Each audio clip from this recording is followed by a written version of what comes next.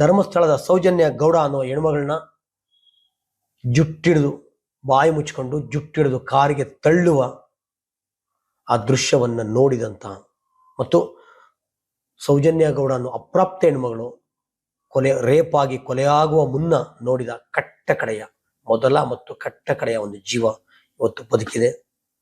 ಆ ಘಟನೆಯನ್ನ ಇವತ್ತು ವಿವರಿಸ್ತಾರವರು. ಒಂದು ಆಡಿಯೋ ಪ್ಲೇ ಮಾಡ್ತೀನಿ, ಕೇಳಿಸ್ಕೊಳ್ಳಿ. ಅವರಲ್ಲಿ ನಡೆಸಿದಂಥ ವಾಗ್ವಾದ ಮಾತುಗಳು, ಕಣ್ಣಾರೆ ಕಂಡದ್ದನ್ನ ಯಾವುದೇ ಕೃತಜ್ಞತೆಯ ಲವಲೇಶ ಇಲ್ಲದಲ್ಲಿ ಸಹ ಅವ್ರು ವಿವರಿಸ್ತಾರೆ. ದಯವಿಟ್ಟು ಕೇಳಿಸ್ಕೊಳ್ಳಿ, ಕೊನೆಯವರೆಗೆ ನೋಡಿ ಅಂತ ಹೇಳ್ತಾ. ನಿಮ್ಗೆ ಗೊತ್ತಿದೆ, ಅಕ್ಟೋಬರ್ 8, 2012 ಮಧ್ಯಾಹ್ನ ಸೌಜನ್ಯ ಗೌಡ ಅನ್ನುವ ಒಂದು ಅಪ್ರಾಪ್ತ ಹೆಣ್ಮಗಳನ್ನ ಕಿಡ್ನಾಪ್ ಮಾಡಿ ಈ ಮನುಷ್ಯ ಅನ್ನುವ ಕ್ಷುದ್ರ ಜೀವಿ ಹುಟ್ಟುವ ಆ ಜಾಗ ಮರ್ಮಾಂಗ, ಹೆಣ್ಣಿನ ಮರ್ಮಾಂಗ, ಇದಕ್ಕೆ ಮಣ್ಣನ್ನ ತುರುಕಿ ಕೊಲೆ ಮಾಡಿ ಬಿಸಾಕಿರ್ತಾರೆ. ಯಾರೊಬ್ಬ ಅಮಾಯಕನ ಅರೆಸ್ಟ್ ಮಾಡ್ತಾರೆ. ಕೆಲವು ದಿನಗಳಾದ್ಮೇಲೆ ಕೋರ್ಟು ಅವನಲ್ಲ, ಸಂತೋಷ್ ರಾವ್ ಅಲ್ಲ ಅಂತ ಬರುತ್ತೆ. ಅದು ರೇಪ್ ಆಗಿರೋದು ನಿಜ, ಕೊಲೆ ಆಗಿರೋದು ನಿಜ. ಅವನಲ್ಲ ಅಂದ್ಮೇಲೆ ಯಾರು ಪ್ರಶ್ನೆ ಬರುತ್ತೆ. ಆದರೆ ಇದುವರೆಗೂ ಸಹ ಇಂಥವ್ರೇ ಅಂತ ನಿರ್ದಿಷ್ಟವಾಗಿ ಹೇಳಕ್ಕಾಗ್ತಾ ಇರಲಿಲ್ಲ. ಎಲ್ಲರೂ ಸಹ ಹೆಗಡೆ ಮೇಲೆ ಬೆಳೆ ತೋರಿಸ್ತಾ ಇದ್ದು ಇಷ್ಟೇನೆ. ಧರ್ಮಸ್ಥಳದ ವೀರೇಂದ್ರ ಹೆಗಡೆ ಮೇಲೆ ತೋರಿಸ್ತಾ ಇದ್ದು, ನೀನು ಅಲ್ಲಿಯ ಮುಖ್ಯಸ್ಥ, ಮ್ಯಾನೇಜರ್, ನಿಮ್ಮ ಕಾಲ್ಬುಡದಲ್ಲಿ ನಡೆದಿದೆ, ನೈತಿಕತೆಯ ದೃಷ್ಟಿಯಿಂದ ನೈತಿಕತೆ ಹೊಣೆ ಹೊತ್ತು ನೀವು ಅದನ್ನ ಮುತುವರ್ಜಿ ವಹಿಸಿ ತನಿಖೆ ಮಾಡಿಸಿ ಯಾರು ಮಾಡಿರೋರಿಗೆ ಶಿಕ್ಷೆ ಕೊಡಿಸ್ಬೇಕು ಅಂತ ಕೇಳ್ತಾ ಇದ್ದು. ನೀವು ಮಾಡಿದ್ರ ಅಂತ ಅಲ್ಲ, ನಿಮ್ಮವ್ರು ಮಾಡಿದಾರೆ ಅಂತ ಅಲ್ಲ. ಇದುವರೆಗೂ ಸಹ ನಮ್ಗೆಲ್ಲ ಅನ್ಸೋದು, ಏನಪ್ಪ ಒಂದು ಸಣ್ಣ ಇದಕ್ಕೂ ಸಿಗ್ತಾ ಇಲ್ವಲ್ಲ, ಏನಾಗಿರ್ಬೋದು ಆ ಮಟ್ಟಕ್ಕೆ. ಆ ಲೋಕಲ್ನಲ್ಲಿ ಯಾರಾದ್ರೂ ಒಬ್ಬ ನೋಡಿಲ್ವಾ? ಹೆಂಗಾರ ಒಂದ್ ಕಡೆ ಫ್ಲೋ ಆಗುತ್ತಲ್ವಾ? ಗೌರಿ ಲಂಕೇಶ್ ಅಂತ ಕೇಸ್ನ ಭೇದಿಸಿದ್ರಲ್ವಾ?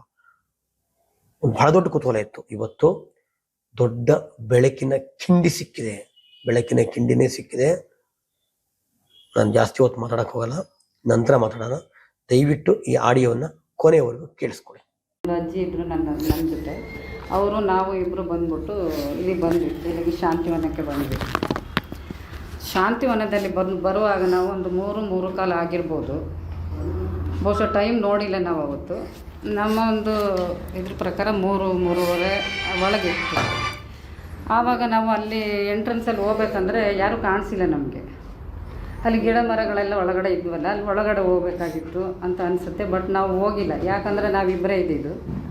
ಅದರಿಂದ ಒಳಗಡೆ ಹೋಗಿಲ್ಲ. ಇಲ್ಲಿ ಯಾರು ಹೊರಗಡೆ ಬರುವಾಗ ಅವ್ರನ್ನ ವಿಚಾರಿಸೋಣ ಅಂತ ಹೇಳ್ಬಿಟ್ಟು, ಮಳೆ ಬರ್ತಾಯಿದ್ದ ಕಾರಣ ನಾವು ಅದರ ಆಪೋಸಿಟ್ ಬಸ್ ಸ್ಟ್ಯಾಂಡಲ್ಲಿ ಕೂತ್ಕೊಂಡ್ವಿ. ಅಲ್ಲಿ ನೆನೆದೇ ಇರಲಿ ಅನ್ನೋ ಒಂದು ಉದ್ದೇಶದಿಂದ ಅಲ್ಲೋಗಿ ಕೂತ್ಕೊಂಡ್ವಿ. ಮತ್ತೆ ಕಡಿಮೆ ಆದಾಗ ನಾವು ಆ ಕಡೆ ಈ ಕಡೆ ಓಡಾಡೋದು, ಮತ್ತು ಯಾರ್ಯಾರು ಬರ್ತಾರೆ, ಯಾರನ್ನ ಕೇಳೋದು ಅಂತ ನೋಡ್ತಾ ಇದ್ವಿ. ನಾವು ಈ ಥರ ಕೂತ್ಕೊಂಡಿರ್ಬೇಕಾದ್ರೆ ಒಂದು 3:45 ಅಥವಾ 3:50 ಸಮಯದಲ್ಲಿ ಎರಡು ಬೈಕ್ ಬಂದ್ವು.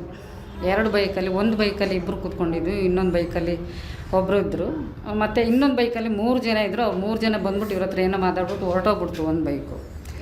ಬಟ್ ಆಮೇಲೆ ಏನಾಯಿತು, ಒಂದು ಆಟೋ ಬಂತು. ನಾವು ಅಲ್ಲೇ ಕೂತ್ಕೊಂಡಿರ್ಬೇಕಾದ್ರೆ ಅವರೆಲ್ಲ ಸೇರಿಕೊಂಡು ಆಪೋಸಿಟ್, ನಾವು ಇಲ್ಲಿ ಬಸ್ ಸ್ಟ್ಯಾಂಡಲ್ಲಿ ಕೂತಿದ್ವಿ, ಅದ್ರ ಎದುರುಗಡೆ ಆ ಕಡೆ ಒಂದು ಕಾಲ್ದಾರಲ್ಲಿ ಅವ್ರು ಹೋಗ್ತಾಯಿದ್ರು, ಹೋಗಿ ಬರೋದು ಮಾಡ್ತಾಯಿದ್ರು. ಎಲ್ಲಿ ಅಂದರೆ ಅಲ್ಲಿಂದ ಸುಮಾರು ಒಂದು 200 ಫೀಟ್ಸ್ ಏನೋ ಇರ್ಬೋದು ಅಲ್ಲಿಗೆ, ಏನು ಒಂದು ಡಿಸ್ಟೆನ್ಸು. ಅಲ್ಲಿಂದ ಅಲ್ಲಿಗೆ ಓಡಾಡೋದು, ಬೈಕಲ್ಲಿ ಈ ಕಡೆ ಬರೋದು, ಹಂಗೆ ಮಾಡೋದೆಲ್ಲ ಅವರು ಮಾಡ್ತಾಯಿದ್ರು. ಸರಿ, ನಾವು ಅವ್ರನ್ನ ಕೇಳೋದ ಅಂತ ನಾವು ನೋಡ್ತಾಯಿದ್ವಿ. ಬಟ್ ಅವರೇ ಬಂದರು ನಮ್ಮ ಹತ್ರ. ಅವರೇನು ಅಂದರೆ ಅವ್ರ ಭಾಷೆಯಲ್ಲಿ ಏನೇನೋ ಮಾತಾಡಿಕೊಂಡು ಅವರೇ ನಮ್ಮ ಹತ್ರ ಬಂದರು.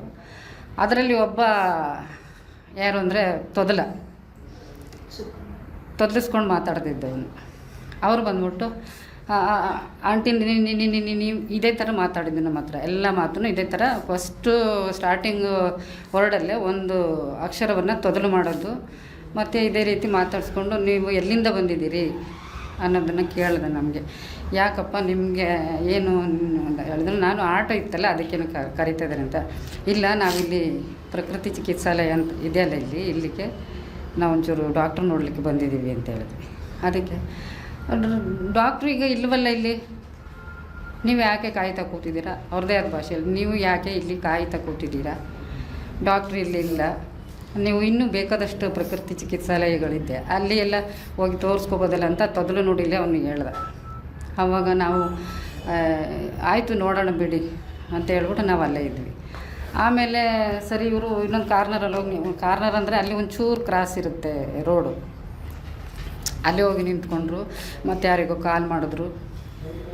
ಮತ್ತು ಹೋಗೋದು ಇವರು ಟೂ ವೀಲರಲ್ಲಿ ಬಂದಿದ್ದೆ ಇಬ್ಬರು ಮಾತ್ರ ಅಲ್ಲೇ ನಿಂತ್ಕೊಂಡಿದ್ರು. ಅವನಿಗೆ ಸ್ವಲ್ಪ ಮುಖ ದಪ್ಪ ಇತ್ತು. ಇನ್ನೊಬ್ಬ ಬಂದು ನಾರ್ಮಲ್ ಮನುಷ್ಯ, ಅವನು ಇದಿರಲಿಲ್ಲ, ಒಂದು 5.5 ಅಡಿ ಅಷ್ಟು ಎತ್ತರ ಇದ್ದರು ಎಲ್ಲರೂ. ಈ ಒಬ್ಬ ಕುಳ್ಳ ಇದ್ದ, ನಮ್ಮನ್ನು ಮಾತಾಡಿಸ್ದವನು ಸ್ವಲ್ಪ. ಆಮೇಲೆ ಬಂದ್ಬಿಟ್ಟು ಇವರಿಗೇನು ರೆಸ್ಪಾನ್ಸ್ ಮಾಡಲಿಲ್ಲಲ್ಲ ಈ ಅಪ್ಪನಿಗೆ. ಮತ್ತು ಅವರಿಬ್ಬರು ಬಂದರು, ಇಬ್ಬರು ಬಂದಿದ್ರಲ್ಲ ಒಂದು ಬೈಕಲ್ಲಿ, ಅವರಿಬ್ಬರು ಬಂದರು. ಅವರು ಬಂದ್ಬಿಟ್ಟು, ಆಂಟಿ ನೀವು ಹೋಗ್ಬಿಡಿ, ಇಲ್ಲಿ ಕೂತ್ಕೋಬಾರ್ದು, ಯಾರು ಜನ ಇಲ್ಲ, ಇಲ್ಲೆಲ್ಲ ಬರಲ್ಲ, ಲೇಡೀಸೇ ಇದ್ದೀರಿ ಇಬ್ಬರು, ಯಾಕೆ ಇಲ್ಲಿ ಕೂತಿದ್ದೀರಾ, ಹೊರಟೋಗ್ಬಿಡಿ ಇಬ್ಬರು. ಆಯಿತು ಹೋಗ್ತೀವಿ ಬಿಡಿ ನಾವು ಅಂತ ಹೇಳಿದ್ವಿ. ಸರಿ ಅಂದ್ಬಿಟ್ಟು ಆಮೇಲೆ ಇವನೇನು ಮಾಡ್ದೆ, ಈ ತೊದಲ ಇದ್ನಲ್ಲ ಅವನು ಬಂದ್ಬಿಟ್ಟು ಏನು ಮಾಡ್ದ, ಒಂದು ಕಾಲ್ ಮಾಡ್ತಾಯಿದ್ದ, ಅದನ್ನು ಮರ್ತಿದ್ದೆ ನಾನು. ಕಾಲ್ ಮಾಡಿಬಿಟ್ಟು ಅವ್ರ ಭಾಷೆಯಲ್ಲಿ ನಿಚ್ಚು ಇಲ್ಲಿ ಯಾರೋ ಒಂದಿಬ್ಬರು ಲೇಡೀಸ್ ಇದ್ದಾರೆ, ಅವ್ರ ಭಾಷೆಯಲ್ಲಿ ಹೇಳಿದೆ. ಆದರೆ ಲೇಡೀಸ್ ಅಂತ ಹೇಳಿದಾಗ ನಮ್ಮನ್ನೇ ಅಂತ ನಮ್ಗೆ ಅಂಡರ್ಸ್ಟ್ಯಾಂಡ್ ಆಯಿತು.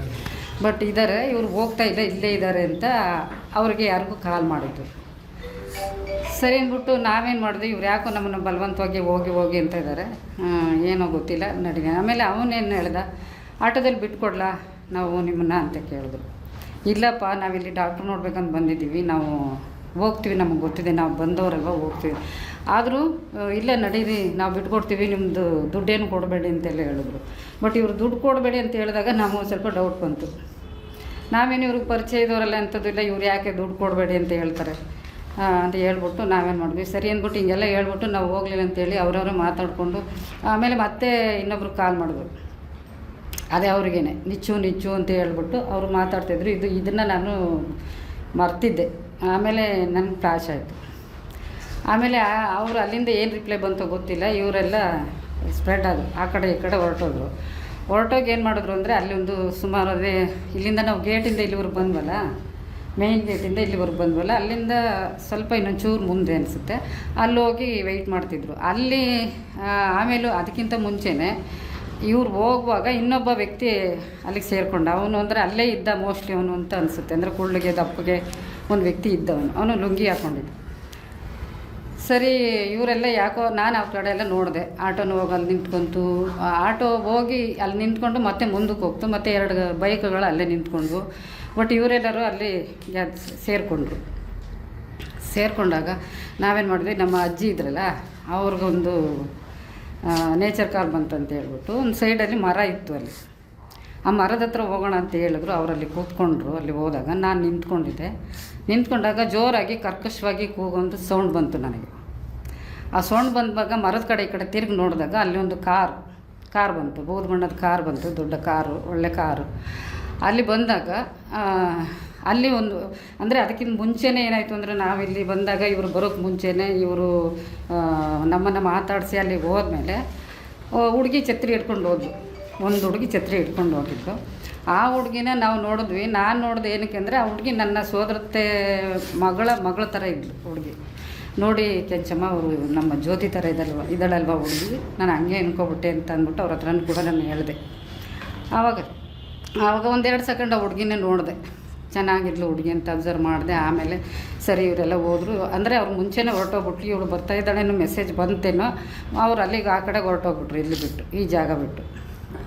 ಸರಿ ನಾವು ಈಗ ಈ ಕಡೆ ಹೋದ್ವಲ್ಲ ಮರದ ಹತ್ರ, ಆಮೇಲೆ ಹೋಗಿದ್ದು. ನಾವು ಹೋದಾಗ ಒಂದು ಸೌಂಡು ಜೋರಾಗಿ ಅಪ್ಪ ಅಮ್ಮ ಅಂತಲೇ ಏನೋ ಒಂದು ಸೌಂಡ್ ಬಂತು. ಬರುವಾಗ ನಾನು ಹಿಂಗೆ ತಿರುಗಿ ನೋಡಿದೆ, ಇಲ್ಲಿ ಹೋಗಿದ್ದು ಹುಡುಗಿನೇ ಅಲ್ಲಿ ಇನ್ನು ಬಲ ಆ ಹುಡುಗಿ ಈ ಥರ ಜಡಿ ಮುಡಿ ಆಡ್ತಾ ಇದ್ದಾಳೆ. ಬಟ್ ಅವರು ಎಳಿತಾ ಇದ್ದಾರೆ. ಆಮೇಲಿಂದ ಆ ಹುಡುಗಿ ಛತ್ರಿ ಕೆಳಗಡೆ ಬೀಳ್ತು, ಮತ್ತು ಒಂದು ಖರ್ಚಿಪೋ ಏನಕ್ಕೆ ಈ ಹುಡುಗಿ ಕಡೆಯಿಂದ ಬೀಳ್ತು, ಅವ್ರ ಕೈಲೇ ಇತ್ತು ಅದು ಗೊತ್ತಿಲ್ಲ. ಆಮೇಲೆ ಹುಡುಗಿ ಕೈನ ಹಿಂದಗಡೆ ತಿರುಗೋದ್ರು. ಅದಾದಮೇಲೆ ಏನೋ ಗೊತ್ತಿಲ್ಲ, ಬಾಯಿ ಮುಚ್ಚಿದ್ರೋ ಏನು ಮುಚ್ಚಿದ್ರೋ ಗೊತ್ತಿಲ್ಲ, ಸೌಂಡ್ ಬರಲಿಲ್ಲ. ಬಟ್ ನಾನು ಆ ಕಡೆ ಓಡ್ತಾಯಿದ್ದೆ, ಇನ್ನೊಂದು ಅಷ್ಟು ದೂರ ಹೋಗಬೇಕು. ಅಷ್ಟರಲ್ಲಿ ಹುಡುಗಿನ ಕಾರೊಳಗೆ ದಬ್ಬಿದ್ರೆ ಆಟೋಳಿಗೆ ದಬ್ಬಿದ್ರು ಗೊತ್ತಿಲ್ಲ. ಆದರೆ ಆ ಕಾರು ಫಸ್ಟ್ ಹೋಯ್ತು, ಆಮೇಲೆ ಕಾರಿಂದ ಆಟೋ ಹೋಯ್ತು, ಪಾಸಾಗ್ಬಿಟ್ಟಾಗ ಇನ್ನೊಬ್ಬ ಅಲ್ಲಿ ಇದ್ದ, ಅವನು ಅದೇ ತಪ್ಪಿಗೆ ಕುಳ್ಳಿಗೆ ಇದ್ನಲ್ಲ ವ್ಯಕ್ತಿ, ಅವನನ್ನು ಕೇಳಿದೆ ನಾನು, ಏನು ಈ ಥರ ಎಲ್ಲ. ಅವನು ಈ ಕಡೆ ನಾವು ಬಂದುಬಿಡ್ತೀವಿ ಅನ್ನೋ ಒಂದು ಉದ್ದೇಶದಿಂದ ಅವನಲ್ಲಿ ವೆಯ್ಟ್ ಮಾಡ್ತಿದ್ದಾನೆ. ಅವ್ರು ಹೊರಟೋದ್ಮೇಲೆ ಇವನು ಬಂದ್ಬಿಟ್ಟು ನಮ್ಮನ್ನು ಕೇಳ್ದೆ. ಅಲ್ಲ, ಇವನು ಬರ್ತಾ ಇದ್ದ, ನಾನು ಅವನನ್ನು ಕೇಳಿದೆ, ಅಲ್ಲ ಹುಡುಗಿ ಯಾಕೆ ಹಂಗೆ ಆ ಥರ ಕಿರ್ಚ್ಕೊಂತು, ಮತ್ತು ಅವರೆಲ್ಲ ಸೇರಿಕೊಂಡು ಈ ಥರ ಮಾಡಿದ್ರು, ಹುಡುಗಿ ಯಾವ ಕಡೆ ಹೋಯ್ತು, ಎಲ್ಲಿ ಹೋಯ್ತು, ಏನಾಯಿತು ಅಂತ ನಾವು ಕೇಳಿದ್ವಿ. ಇಲ್ಲ, ಅದು ಅವ್ರ ಮನೆಯಿಂದ ಏನೋ ಬೇಜಾರಲ್ಲಿ ಬಂದಿತ್ತು, ಅದಕ್ಕೆ ಅವರು ಅವ್ರ ಮನೆಯವರು ಬಂದು ಕರ್ಕೊಂಡು ಹೋದ್ರು ಅಂತ. ಕರ್ಕೊಂಡು ಹೋಗೋಕೆ ಯಾಕೆ ಇಷ್ಟೊಂದೆಲ್ಲ ಏನು ಮಾಡಿದ್ರು, ಮತ್ತು ಜೋರಾಗಿ ಕಿರ್ಚ್ಕೊಂಡ್ಲವಳು. ಬೇಜಾರಿಂದ ಬಂದರೆ ಅವ್ರ ಮನೆಯವರೇ ಬಂದಿರೋರು ಆಗಿದ್ರೆ ಕಿರ್ಚ್ಕೊಳ್ಳೋ ಅವಶ್ಯಕತೆ ಇಲ್ಲ ಅಂತ ಕೇಳಿದಾಗ, ನಿಮಗೆ ಯಾಕೆ ಬೇಕು ಅದು, ನೀವು ಯಾವ ಊರು, ನೀವು ಎಲ್ಲಿಂದ ಬಂದ್ರಿ, ನೀವು ಸುಮ್ಮನೆ ಹೋಗಿ, ನಿಮಗೆ ಯಾಕೆ ಬೇಕದೆಲ್ಲ ಅಂತ ಆಯಪ್ಪ ಹೇಳ್ದೆ, ಕುಳ್ಳಗಿದ್ದವನು. ಸರಿ, ನಾವು ಹಂಗೆ ಹೇಳ್ಬಿಟ್ಟು ಸ್ವಲ್ಪ ಹೊತ್ತಲ್ಲೇ ನಿಂತಿದ್ದೀವಿ, 1-2 ಸೆಕೆಂಡ್ ಆ ಕಡೆನೇ ನೋಡ್ತಾ, ಆ ಕಡೆ ಈ ಕಡೆ, ನೀವು ಹೋಗಿ ಈಗ ಅಂತ ಅವನು ಹೇಳ್ದೆ. ಸರಿ ಅಂದ್ಬಿಟ್ಟು ನಾವು ಆ ಕಡೆಯಿಂದ ನಡ್ಕೊಂಡು ಬಂದು ಮುಂದೆ ಬಂದು, ನಾವು ಸುಮ್ಮನೆ ವ್ಯರ್ಥ ಆಯ್ತಲ್ಲ ಇಲ್ಲಿ ಬಂದಿದ್ದು, ವೇಸ್ಟ್ ಆಯಿತು ಅಂತ ಕೇಳಿಕೊಂಡು ಮತ್ತು ನಾವು ಅಲ್ಲಿಂದ ಬಂದು ಬಸ್ ಹತ್ಕೊಂಡು ಸುಬ್ರಹ್ಮಣ್ಯ ಹೋದ್ವಿ. ಸುಬ್ರಹ್ಮಣ್ಯ ಹೋಗ್ಬಿಟ್ಟು ಅಲ್ಲಿ ದೇವ್ರ ದರ್ಶನ ಮಾಡಿಕೊಂಡು ಮತ್ತು ನಾವು ವಾಪಸ್ ಬಂದ್ವಿ. ನೈಟು ಅಂದರೆ ಅದ್ರ ನಾಳೆ ಬೆಳಗ್ಗೆ ನಾವು ಬಂದ್ವಿ. 9ನೇ ತಾರೀಕಿದ್ದು ಇದು ನಡೆದಿದ್ದು 9ನೇ ತಾರೀಕಲ್ಲಿ, ಮತ್ತು 10ನೇ ತಾರೀಕು ನಾವು ಆಲ್ರೆಡಿ ಮಂಡ್ಯದಲ್ಲಿದ್ವಿ. ಆವಾಗ ಅಲ್ಲಿಂದ ಬರೋ ಅಷ್ಟರಲ್ಲಿ ನಾವೇನು ತಿಳ್ಕೊಂಡ್ವಿ ಅಂದರೆ, ಅದು ಏನಾಯಿತು ಏನೋ, ಅಲ್ಲಿ ಬಸ್ಸಲ್ಲಿ ಕೂತ್ಕೊಂಡು ಸ್ವಲ್ಪ ಹೊತ್ತು ಅದ್ರ ಬಗ್ಗೆ ಥಿಂಕ್ ಮಾಡಿದ್ವಿ. ಆದರೆ ಆಮೇಲೆ ನಮ್ಗೆ ಅನ್ನಿಸ್ತು, ಏನೋ ಅಲ್ಲಿ ವಿಚಾರ ಏನೋ ನಮ್ಗೆ ಗೊತ್ತಿಲ್ಲ, ನಾವೇನು ಯಾರಿಗೆ ಹಂಗೂ ನಾವು ಏನಾರು ಆಗಿದೆ ಹಂಗೆ ಅಂದರೆ ಪೊಲೀಸ್ ಸ್ಟೇಷನ್ಗೆ ಹೋಗಿ ಹೇಳ್ಬೋದಾಗಿತ್ತು ಅಂತ ನಾವು ಮಾತಾಡ್ಕೊಂಡ್ವಿ. ಅಯ್ಯೋ ಅವ್ರ ಅಜ್ಜಿ, ಅಯ್ಯೋ ಮೇಡಮ್ ನೀವು ಯಾಕೆ ಅದೆಲ್ಲ ತಲೆ ಕೆಡಿಸ್ಕೊತೀರಿ, ಅಲ್ಲಿ ಏನಾಯಿತು ನಡ್ರಿ ನಮ್ಮ ಕಡೆಗೆ ನಾವು ಹೋಗುವ ಅಂತ ಇವ್ರು ಹೇಳಿದ್ರು. ಸರಿ ಅಂದ್ಬಿಟ್ಟು ನಾವು ಬಂದ್ಬಿಟ್ಟಾಗ ನಾನು ಅದು ಅಲ್ಲಿಗೆ 1-2-3 ದಿವಸ ಬಂದು ಇವ್ರ ಅಕ್ಕ ಇವ್ರ ಹತ್ರ ಎಲ್ಲ ಹೇಳ್ಕೊಂಡೆ ನಾನು, ಈ ಥರ ಆಯಿತು ಅಲ್ಲಿ ಧರ್ಮಸ್ಥಳ ಅಂತ ಹೋದಾಗ ಒಂದು ಮಗುನ ಹುಷಾರು, ಹೆಣ್ಮಕ್ಳನ್ನೆಲ್ಲರೂ ಕಿಡ್ನಾಪ್ ಮಾಡ್ಕೊಂಡು ಹೋಗ್ತಾರೆ ಹಾಗೆ ಹೇಗೆ ಅಂತ. ಯಾಕಂದರೆ ಇವರ ಅಣ್ಣನ ಮಕ್ಕಳೆಲ್ಲರೂ ಹೆಣ್ಮಕ್ಳಿದ್ರು, ಅದಕ್ಕೆ ನಾನು ಅವ್ರ ಹತ್ರ ಎಲ್ಲ ಮಾತಾಡಿದೆ. ಆಮೇಲೆ ಒಂದು 5-6 ದಿವಸ ಆದಮೇಲೆ ಅದನ್ನು ಬಿಟ್ಟಾಕ್ತೆ ನಾನು, ಅದ್ರ ಗೋಜಿಗೆ ಹೋಗಲಿಲ್ಲ, ತಲೆಯಿಂದ ತೆಗೆದಾಕ್ಬಿಟ್ವಿ, ಸುಮ್ಮನೆ ನಮ್ಮ ದಿವ್ಯಕ್ಕೆ ನಾವಿದ್ವಿ. ಆಮೇಲೆ 2023ರಲ್ಲಿ ನಾವು ಇದು ಅಂದರೆ ನಮಗೆ ಆವಾಗ ಸ್ಕ್ರೀನ್ ಟಚ್ ಮೊಬೈಲ್ ಇರಲಿಲ್ಲ. ಆಮೇಲೆ ಇದು ಟಿ ವಿ ಅಂತೂ ನಮ್ಮ ಮನೇಲಿ ಇಲ್ಲವೇ ಇಲ್ಲ. ಹಾಗಾಗಿ ನನಗೆ ವಿಚಾರಗಳೇನು ಇದು ಎಲ್ಲೂ ಬೆಳಕಿಗೆ ಬರಲಿಲ್ಲ. ಮೋಸ್ಟ್ಲಿ ಇವ್ರು ಏನಾರು ಅನೌನ್ಸ್ ಮಾಡಿ ಎಲ್ಲ ಟಿ ವಿ ಚಾನಲ್ಗಳಲ್ಲಿ ಕೊಟ್ಟಿದ್ದರೆ ನಾನು ಯಾರಿಗೂ ಯಾರ ಮಾತನ್ನು ಯಾವತ್ತೂ ಕೇಳಿಸೋಳಲ್ಲ. ಮೋಸ್ಟ್ಲಿ ನಾನು ಆಗಲೇ ಬಂದು ಧರ್ಮಸ್ಥಳಕ್ಕೆ ನಾನು ವರದಿ ಒಪ್ಪಿಸ್ತಿದ್ನೋ ಏನೋ ಗೊತ್ತಿಲ್ಲ. ಬಟ್ ಇದನ್ನೆಲ್ಲ ನನಗೆ ಯಾವುದೂ ಗೊತ್ತಾಗ್ದಂಗೆ ಆಯಿತು, ನಡುವೆ ಪರದೆ ಹೇಳ್ದಂಗೆ ಆಯಿತು. ಆಮೇಲೆ 2023 ಇವರು ಸರ್ ಇದೆಲ್ಲ ಕೊಟ್ಟಾಗ, ಮತ್ತು ಯಾವುದೇ ಚಾನಲಲ್ಲಿ ಈ ಥರ ಎಲ್ಲ ಬಂದಾಗ, ಹೌದು ಈ ಹುಡುಗಿನ ನನಗೆ ಫ್ಲಾಶ್ ಆಯಿತು. ಅವತ್ತು ನಾವು ಹೋಗಿದ್ವಿ. ಯಾಕೆ ಅವತ್ತು ಹೋಗಿದ್ವಿ ಅಂದರೆ, ಅವತ್ತು ನಮ್ಮ ತಂದೆ ಯಾವತ್ತೂ ಪ್ರತಿ ವರ್ಷವೂ ಹೋಗ್ತಾಯಿದ್ರು ಧರ್ಮಸ್ಥಳಕ್ಕೆ. ಅದಕ್ಕೆ ನಾನು ಅವತ್ತು ನಮ್ಮ ತಂದೆದು ಇದು ಒಂದು ಸತ್ತ 1 ವರ್ಷಕ್ಕೊಂದು ಸಾರಿ ಏನೋ ಮಾಡ್ತಾರಲ್ಲ, ಅವತ್ತಿನ ದಿವಸ ಅಲ್ಲಿಗೆ ನಾನು ಹೋಗಿದ್ದೆ. ನಮ್ಮ ತಂದೆ ಹೆಸರು ಏನೇನೋ ಕಾಣಿಕೆ ಆಗ್ಬೇಕಂತ. ಆಗ ಅದನ್ನು ಮುಗಿಸ್ಕೊಟ್ಟು ಆಮೇಲೆ ಆ ಥರ ಅದು ನೆನಪು ನನಗೆ ಚೆನ್ನಾಗಿದೆ. 8ನೇ ತಾರೀಕು ನಾನು ಹೋಗಿದ್ದು, 9ನೇ ತಾರೀಕಲ್ಲಿದ್ದು, 10ನೇ ತಾರೀಕು ನಾವು ವಾಪಸ್ ಬಂದ್ವಿ ಅಂತ. ಸರಿ, ಅಷ್ಟಾದಮೇಲೆ ಇದೆಲ್ಲ ಚಾನಲ್ಗಳಲ್ಲೇ ಹುಡುಗಿನ ಫಸ್ಟ್ ನೋಡಿದೆ ನಾನು. ಹುಡುಗಿನ ನೋಡುವಾಗ ನನಗೊಂದು ಫ್ಲ್ಯಾಶ್ ಬ್ಯಾಕ್ ಹೋದೆ. ನಾನು ಹೋಗುವಾಗ ಈ ಜಾಗ ಅದು ಅವತ್ತು ನಾವು ನೋಡಿದ ಹುಡುಗಿ ಇದೇನೆ, ಅವತ್ತು ಆ ಮಾತಾಡಿದ ಮನುಷ್ಯ ಅದು ಎಲ್ಲೋ ಯಾರ ಹತ್ರನೂ ಒಂದು ಚಾನಲಲ್ಲಿ ಇಂಥದ್ದು ಯೂಟ್ಯೂಬಲ್ಲಿ ಅವನು ತೊದಲಿಸ್ಕೊಂಡು ಮಾತಾಡ್ತಿದ್ದದನ್ನ ನಾನು ಚೆನ್ನಾಗಿ ಮಂದಕ್ಕೆ ಮಾಡಿಕೊಂಡೆ. ಈತನೇ ನಮ್ಮನ್ನು ಬಂದು ಮಾತಾಡಿಸ್ತಾ, ಆಮೇಲೆ ದಪ್ಪ ಮುಖ ಇದ್ದವನು ಬಂದು ಮಾತಾಡಿಸ್ತಾ, ಆಮೇಲೆ ನಿಚ್ಚು ಅಂತ ಹೇಳಿದವನು ಕಾರಿಂದ ಇಳಿದವನು ಟಿಪ್ ಟಾಪಾಗಿ ಹಿಂಗೆ ಇದೆಲ್ಲ ಇನ್ಶರ್ಟ್ ಮಾಡಿಕೊಂಡು ಈ ಕಾರಿಂದ ಇಳಿದಿದ್ದಷ್ಟೇ. ಆಮೇಲೆ ಅವ್ನು ಹತ್ಕೊಂಡಿದ್ದಷ್ಟೇ. ಇಷ್ಟೆಲ್ಲ ನೋಡಿದ್ವಿ ಅಷ್ಟೇ. ಅದನ್ನೆಲ್ಲ ನೋಡಿದಾಗ ನನಗೆ ಆವಾಗ ಅನ್ನಿಸ್ತು, ಈ ಹುಡುಗಿ ಕೊಲೆ ಆಗಿದೆ, ಅತ್ಯಾಚಾರ ಆಗಿದೆ, ನಾವಲ್ಲಿ ನೋಡಿದ್ವಿ ಇದೇ ಹುಡುಗಿನ ಅಂತ ನನಗೆ ಫ್ಲಾಶ್ ಆಯಿತು. ಆಗ ಏನು ಮಾಡೋದು ಇದು, ನಾವು ನೋಡಿದ್ದೀವಲ್ಲ, ಇವರು ಇಷ್ಟು ಜನ ಬಂದು ಮಾತಾಡ್ಸಿದ್ರು ನಮ್ಮನ್ನು, ನಾವು ನೋಡಿದ್ದೀವಿ, ಎಲ್ಲೋಗಿ ಹೇಳಬೇಕು, ಏನು ಮಾಡಬೇಕು ಅಂತ ನನ್ನ ಮನಸ್ಸು ಭಾಳ ನೋವಾಯ್ತಿತ್ತು. ಆಮೇಲೆ ನಿದ್ರೆ ಬರ್ತಾ ಇರಲಿಲ್ಲ ನನಗೆ. ಅದನ್ನು ನಾನು ಯಾವತ್ತೂ ಮೊಬೈಲ್ ಜಾಸ್ತಿ ನೋಡದೇ ಇದ್ದಳು, ಆವಾಗ ಅದನ್ನು ನೋಡೋಕ್ಕೆ ಸ್ಟಾಪ್ ಮಾಡಿದೆ ದಿನನಿತ್ಯ. ಆಮೇಲೆ ಕಂಟಿನ್ಯೂ ಮಾಡಿದೆ ಇದನ್ನು ನೋಡಲಿಕ್ಕೆ. ತುಂಬಾ ಬೇಜಾರಾಯಿತು ನನಗೆ. ಯಾವ್ಯಾವ ರೀತಿ ಇವ್ರು ಮಾಡಿದ್ರಲ್ಲ ಅದನ್ನೆಲ್ಲ ನೆನೆಸ್ಕೊಂಡು ತುಂಬಾ ದುಃಖ ಆಯಿತು ನನಗೆ. ಏನು ಮಾಡೋದು ಅಂತ ಕಾಯ್ತಾಯಿದ್ದೆ. ಅಷ್ಟರಲ್ಲಿ ಸರ್ ಒಡನಾಡಿ ಇದರಿಂದ ಒಂದು ಆ್ಯಡ್ ಕೊಟ್ಟಿದ್ದರು, ಯಾರಾದರೂ ಭಾಗವಹಿಸ್ಬೋದು ಅಂತ. ಹೌದು, ನಾನು ಅಲ್ಲಿ ಹೋಗಿ ಮಾತಾಡಬೇಕು ಅಂತ ಅಲ್ಲಿ ಹೋದೆ. ಆವಾಗ ನೀವೇನು ಮಾತಾಡಬೇಡಿ, ಏನು ವಿಷಯ ಹೇಳಿ ಅಂತ ಕೇಳಿದಾಗ ಇವ್ರ ಹತ್ರ ನಾನೆಲ್ಲ ಹೇಳ್ಕೊಂಡೆ. ಆಮೇಲೆ ಇದೆಲ್ಲ ಇಷ್ಟೆಲ್ಲ ನಡೀತಾ ಇದೆ, ನೀವು ಹೋಗಿ ಎಲ್ಲ ಕಡೆ ಪ್ರಚಾರ ಮಾಡ್ಕೊಳಕ್ಕೆ ಹೋದರೆ ನೀವು ಉಳಿಯಲ್ಲ, ಇಷ್ಟೆಲ್ಲ ಆಗಿದೆ, ನೀವು ಹೋಗಿ ನೋಡೋಣ ಮುಂದೆ ಏನಾಗುತ್ತೆ ಅಂತ ಇವ್ರು ನನ್ನನ್ನು ಕಳಿಸ್ಬಿಟ್ರು. ನನಗನ್ನಿಸ್ತು ಅವಾಗ ಇವ್ರಿಗೆ ಯಾರಿಗೂ ನನ್ನ ಮೇಲೆ ನಂಬಿಕೆ ಬಂದಿಲ್ಲ ಅಂತ ಒಂದು ಮೂಲೆಯಲ್ಲಿ ಅನ್ನಿಸ್ತು ಅವತ್ತು. ಆವಾಗ ಇರಲಿ ಬಿಡು ಅಂದರೆ ಇವತ್ತಿನ ಕಾಲ ಇದೇನೆ, ಸತ್ಯ ಯಾರು ಕಂಡ್ರೂ ಕಾಣಲ್ಲ ಅಂತ ಇರಬೇಕು, ಕಂಡಿಲ್ಲ ಅಂತ ಇರಬೇಕು. ಅಂಥ ಪರಿಸ್ಥಿತಿಲಿ ನಾನೊಬ್ಳು ಬಂದು ಹೇಳಿದಾಗ ಇವರು ಇದನ್ನು ಅಷ್ಟೊಂದು ಇದು ಮಾಡ್ತಾಯಿಲ್ಲ ಅಂದಾಗ ಏನು ಮಾಡೋಕ್ಕಾಗಲ್ಲ ಅಂತ ನಾನು ಬಂದೆ. ಆಮೇಲೆ ಬಂದ ಮೇಲೆ ನಮ್ಮ ಪಾಡಿಗೆ ನಾವು ಸುಮ್ಮನಿದ್ವಿ. ಅದು ಇತ್ತೀಚೆಗೆ ಇವಾಗ ಹಿಂಗೆಲ್ಲ ಆಗ್ತಾ ಇರಬೇಕಾದ್ರೆ SIT ರಚನೆ ಆಗಿದೆ, ಹಿಂಗೆಲ್ಲ ಮಾಡುವಾಗ ಭಯ ಏನೂ ಇರೋಲ್ವಲ್ಲ. ಇವಾಗ ಒಂದು ವೇಳೆ ಹಂಗೆ ಭಯ ಇದ್ದರೂ ಕೂಡ ಸತ್ಯನ ಮರೆಮಾಚೋದ್ರಲ್ಲಿ ಏನೂ ಅರ್ಥ ಇಲ್ಲ. ನಾವಾದರೂ ಎಷ್ಟು ದಿವಸ ಬದುಕಿರ್ತೇವೆ ಇಲ್ಲಿ. ಇಂಥ ಒಂದು ಘಟನೆಯನ್ನು ಬೆಳಕಿಗೆ ತರುವಾಗ ನಾವು ಅದರಿಂದ ನಮಗೊಂದು ಸಾವಾದರೂ ಅಥವಾ ಇನ್ನೊಂದಾದರೂ ಅದ್ರಲ್ಲಿ ಭಯ ಪಡುವಂಥದ್ದು ಏನೂ ಇಲ್ಲ. ಯಾಕಂದರೆ ನಮ್ಮ ಕರ್ತವ್ಯಗಳೆಲ್ಲ ಮುಗಿದಿದೆ. ಈಗ ಇನ್ನೂ ಭಯಪಡೋ ಅವಶ್ಯಕತೆ ಇಲ್ಲ. ಇಂಥದ್ದನ್ನು ನೋಡಿರೋರೇ ಇದೇ ಒಂದು ಕಾರಣದಿಂದ ಎಲ್ಲವೂ ಹೈಡಾಗ್ತಾ ಇರೋದು. ಯಾಕೆ ಹೇಳಿ, ಸತ್ಯ ಗೊತ್ತಿದ್ರೂ ದೊಡ್ಡ ದೊಡ್ಡ ವ್ಯಕ್ತಿಗಳೆಲ್ಲ ಇದನ್ನು ಮುಚ್ಚಾಕ್ತಾ ಇರೋ ಕಾರಣ ಇದೆ. ನಾವು ಮುಂದೆ ಹೋದರೆ ಏನಾಗುತ್ತೋ, ಇಲ್ಲ ನಮಗೇನು ಸಿಕ್ಕರೆ ಅದ್ರಲ್ಲಿ ನಾವು ಇನ್ನೂ ಚೆನ್ನಾಗಿ ಬದುಕ್ಬೋದು. ಈ ಒಂದು ಮೆಂಟಾಲಿಟಿ ಇಟ್ಕೊಂಡಿರುವಂಥ ಚೀಪ್ ಜನಗಳು ಇವಾಗ ಇರೋದ್ರಿಂದ ಇದು ಯಾವುದು ಬೆಳಕಿಗೆ ಬರ್ತಾಯಿಲ್ಲ. ಇದನ್ನು ನಾನು ಏನೋ ಸರ್ಕಾರದ್ರು ಬಂದಿದ್ದರು, ನಾನು ಹೇಳ್ಕೊಂಡೆ. ಇಷ್ಟರಲ್ಲಿ ಏನೋ ಇದು ಸತ್ಯ ನಾನು ಹೇಳ್ತಾ ಇದ್ದೀನಿ. ಯಾಕಂದರೆ ನಾನು ಯಾವತ್ತೂ ಯಾರ ಮುಂದೆನೂ ಎಲ್ಲಿ ಹೋಗಿ ಯಾರಲ್ಲೂ ಭಾಗವಹಿಸಿಲ್ಲ. ಇದೊಂದು ಘಟನೆ ನೋಡಿದಾಗ, ಇದೆಲ್ಲ ಬೆಳಕಿಗೆ ಬಂದಾಗ ಇದನ್ನು ಸುಮ್ಮನೆ ಬಿಡಬಾರ್ದು, ಇದನ್ನು ಹೇಳಬೇಕು ಅಂತ ನನ್ನ ಮನಸ್ಸು ತುಂಬಾ ಅಡಿಕ್ಟ್ ಆಗಿಬಿಟ್ಟಿದೆ, ಸೇರ್ಕೊಂಬಿಟ್ಟಿದೆ ಅದರೊಳಗೆ. ಇದನ್ನು ಮಾಡಬೇಕು ಅಂತ, ಇದನ್ನು ಹೇಳಬೇಕು ಅಂತ. ಅದರಿಂದ ಮತ್ತು ನನಗೆ ಇದರಿಂದ ಯಾವ ಲಾಭವೂ ಇಲ್ಲ. ಮತ್ತು ಇನ್ನೊಂದು ನೀವು ಯಾರು ನನಗೆ ಗೊತ್ತಿಲ್ಲ, ಸರ್ರು ಗೊತ್ತಿಲ್ಲ, ಇವರು ಗೊತ್ತಿಲ್ಲ, ಯಾರೂ ಗೊತ್ತಿಲ್ಲ. ನಾನು ತಿಳುವಳಿಕೆ ಇಲ್ದವಳು ಅಲ್ಲ. ಜೊತೆಗೆ ಇಂಥ ಘಟನೆಗಳ ಬಗ್ಗೆ ಹೋದರೆ ಏನಾಗುತ್ತೆ, ಹೆಂಗಾಗ್ಬೋದು ಅನ್ನೋದು ಗೊತ್ತಿರುತ್ತೆ ನನಗೆ. ಆದರೂ ಸಹ ಇಂಥವೆಲ್ಲ ಹಿಂಗೆ ಆಗ್ತಾ ಇರೋದಕ್ಕೆ ನಮ್ಮ ಹೆಣ್ಣುಮಕ್ಕಳಿಗೆ ಉಳಿಗಾಲ ಇಲ್ಲ. ಮುಂದಿನ ಪೀಳಿಗೆಗಾದರೂ ಇಂಥ ಘಟನೆಗಳು ನಡೀಬಾರ್ದಲ್ಲ. ಅದಕ್ಕೆ ಇದೊಂದು ಎಲ್ಲ ಈ ಒಂದು ವಿಚಾರನ ಎಲ್ಲರ ಮುಂದೆ ಬಹಿರಂಗವಾಗಿ ಇದನ್ನು ಬಿಚ್ಚಬೇಕು ಅನ್ನೋ ಒಂದು ಮನಸ್ಸಿದೆ ನನಗೆ. ದಯವಿಟ್ಟು ತಾವೆಲ್ಲರೂ ಇದೆಲ್ಲ ಸಹಕರಿಸಿ ಇದನ್ನು ಒಂದು ಬೆಳಕಿಗೆ ತರೋಕ್ಕೆ ಆಸ್ಪದ ಮಾಡಿಕೊಡ್ಬೇಕು ಅಂತ ತಮ್ಮಲ್ಲೆಲ್ಲ ಕಳಕಳಿಯಿಂದ ಕೇಳ್ಕೊತೀನಿ. ನಮಸ್ಕಾರ. SIT ಮುಂದೆ ಆಮೇಲೆ ಸರ್ ಬಂದಿದ್ದಾಗ SIT ಅವರು SIT ಅವರಿಗೆ ಕಾಲ್ ಮಾಡಿಕೊಟ್ರು. ನಾನು ಇದೇ ವಿಚಾರನ ಅವ್ರ ಹತ್ರ ಹೇಳಿದೆ, ಅಲ್ಲಿ ನಡೆದಿರೋ ಘಟನೆ ಏನಿದೆ ಇವಾಗ ಹೇಳಿದ್ನಲ್ಲ ತಮ್ಮ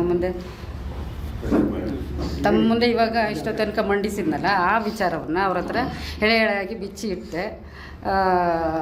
ಇಡಬೇಕಾದ್ರೆ ಅದ್ರಲ್ಲಿ ಒಂದಿತ್ತು ಅಕ್ಟೋಬರ್ ಅಂತ ಹೇಳೋಕ್ಕೆ ಹೋಗಿ ಮಂತು ಒಂದು ಇದಾಗಿ ತಿಂಗಳು ಬದಲಾವಣೆ ಆಗ್ಬಿಟ್ಟಿದೆ. ಅಲ್ಲಿ ನಾನು ಅಕ್ಟೋಬರಲ್ಲಿ ಹೋಗಿದ್ದು, ಅದು 9-10 ಹೇಳೋಕ್ಕೆ ಹೋಗಿ 9 ಏನು ಹೇಳಿದೆ. ನಾವು 9ನೇ ತಾರೀಕಲ್ಲಿ ಅಲ್ಲಿ ಇದ್ದಿದ್ದು, ಬಟ್ ತಿಂಗಳು 9 ಹೇಳ್ಬಿಟ್ಟಿದ್ದೀನಿ. ಇದೊಂದೇ ಇದ್ದಿದ್ದು.